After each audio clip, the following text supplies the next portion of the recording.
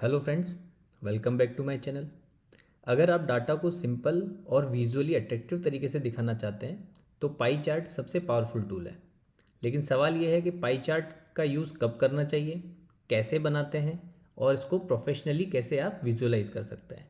आज की इस वीडियो में मैं आपको बिल्कुल आसान तरीके से सिखाने वाला हूँ कि कैसे सिर्फ 2 मिनट में एक शानदार पाई चार्ट बना सकते हैं, वो भी बिना किसी कन्फ्यूज़न के लिए। और वीडियो के एंड में मैं आपको कुछ टिप्स भी दूंगा जो कि आपको बहुत काम आने वाले हैं। तो चलिए शुरू करते हैं।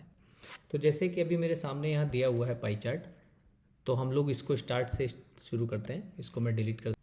तो जैसे यहाँ पे मेरे पास डाटा अवेलेबल है, कैटेगरी में मेरे पास अवेलेबल है apparel, electronics, toy, games, houseware.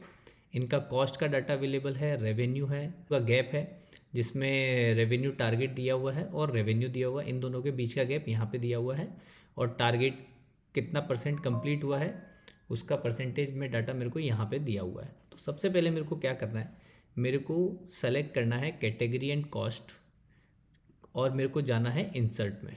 मैं इंसर्ट में जाता हूँ।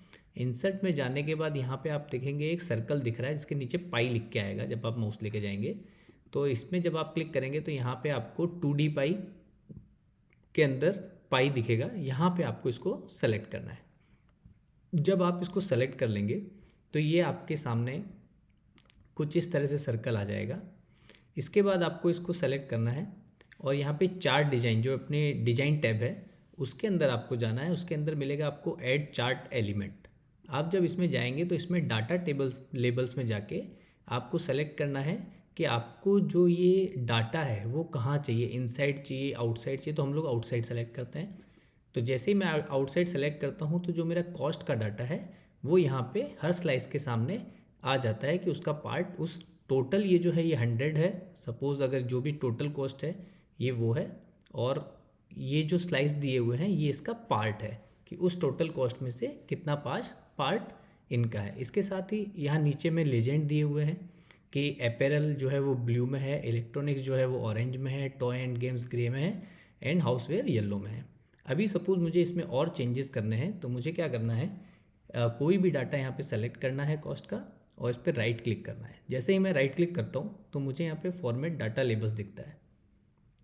तो फॉर्मेट डाटा लेबल्स जब मैं सेलेक्ट करता हूँ तो यहाँ पे जो फोर्थ आइकन है ये, इसमें जब आप जाएंगे तो इसमें आपको दिखेगा कि यहाँ पे काफ़ी सारे ऑप्शंस हैं। तो जैसे सपोज़ कि मेरे को इन ऑप्शंस का यूज़ क्या है, सपोज़ मेरे को यहाँ पे ये जो वैल्यू है इसके साथ परसेंटेज भी चाहिए कि अगर ये 100% होता तो किसका कितना पार्ट होता। तो बेसिकली मेरे को क्या करना है, सीधा जाके परसेंटेज को टिक करना है। तो जैसे ही मैं परसेंटेज को क्लिक करूँगा यहाँ पे परसेंटेज भी उस पार्ट का आ जाएगा कि कितना परसेंट उसका पार्ट बनता है। इसी के साथ ही जैसे यहाँ पे कैटेगरी नेम है, सीरीज़ नेम है, वैल्यू फ्रॉम सेल्स है। तो आप अगर सीरीज़ नेम लिखेंगे तो क्या होगा, यहाँ पे कॉस्ट आ जाएगा क्योंकि आपकी जो कॉलम है उसमें कॉस्ट है। लेकिन कॉस्ट ऑलरेडी मैंने यहाँ पे टाइटल डाल दिया तो इसकी आपको ज़रूरत नहीं है। तो इसीलिए आपको सेलेक्ट करना पड़ेगा कैटेगरी नेम। तो जब आप कैटेगरी नेम सेलेक्ट करते हैं तो यहाँ पे houseware, toys and games, apparels and electronics ये भी आ जाता है। साथ में सपोज़ आपको चाहिए कि इसके लीजेंड के साथ आए, तो जब आप यहाँ पे लीजेंड की सेलेक्ट करेंगे तो यहाँ पे लीजेंड भी आ जाएगा।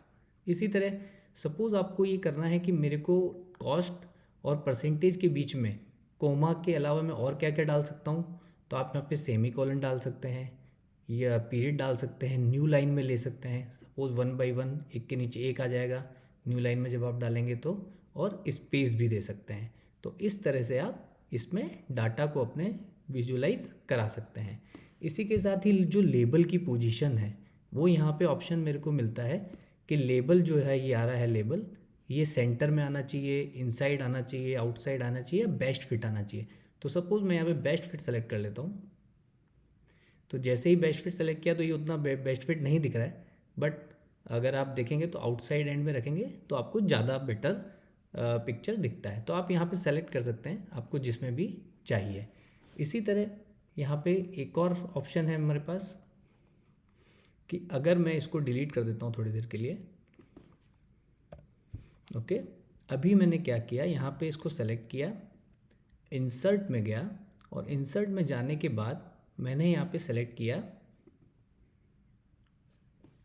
ये पाई टू पाई। अब ये इसका क्या यूज़ है वो मैं आपको बता देता हूँ। यहाँ पे ये एक और ऑप्शन है।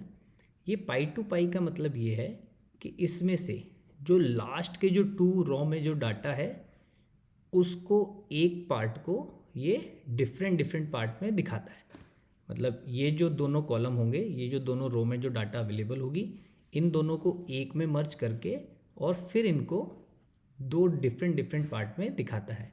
तो ये इसको 100% पकड़ते हैं तो ये उसका पार्ट अपने को दिखाता है। तो इसी तरह फिर से हम लोग करेंगे। डिज़ाइन टैब में जाना है और चार्ट एलिमेंट सेलेक्ट करना है, डाटा लेबल सेलेक्ट करना है एंड आउटसाइड एंड लिखना है। तो जैसे ही आउटसाइड एंड लिखेंगे तो यहाँ पे डाटा आ जाएगा। इसी तरह आप इसको राइट क्लिक करेंगे तो फॉर्मेट डाटा लेबल्स में जाके आप यहाँ पे परसेंटेज दे सकते हैं, वैल्यू हटा सकते हैं और यहाँ पे लीजेंड की दे सकते हैं। आपको अगर और भी कुछ चेंजेस करने हैं तो वो सभी आप कर सकते हैं। इसी के साथ ही अगर हम आगे देखेंगे, इसको भी मैं डिलीट कर देता हूँ। तो यहाँ पे एक और ऑप्शन मिलता है हमको जो कि है डाटा पाई टू बार का। तो इंसर्ट पे क्लिक करना है और यहाँ पे पाई टू बार को सेलेक्ट करना है। तो जब आप बार टू पाई सेलेक्ट करेंगे तो यहाँ पे ये जो दोनों रो में जो डाटा अवेलेबल था उसको इसने बार में कन्वर्ट करके दे दिया और यहाँ पे जो भी डाटा होगा वो बार में आपको दिखेगा। इस तरह से आप इसको डाटा विजुअलाइजेशन को और ज़्यादा इम्प्रेसिव बना सकते हैं और कलरफुल बना सकते हैं। यहाँ पे देखिए और भी ऑप्शन है आपके साथ कि आप अगर और भी उसमें कुछ मॉडिफिकेशन करना चाहते हैं तो इस तरह से कर सकते हैं। आज के वीडियो में इतना ही, मिलते हैं अगले वीडियो में। तब तक के लिए आज़ाद रहिए, खुश रहिए।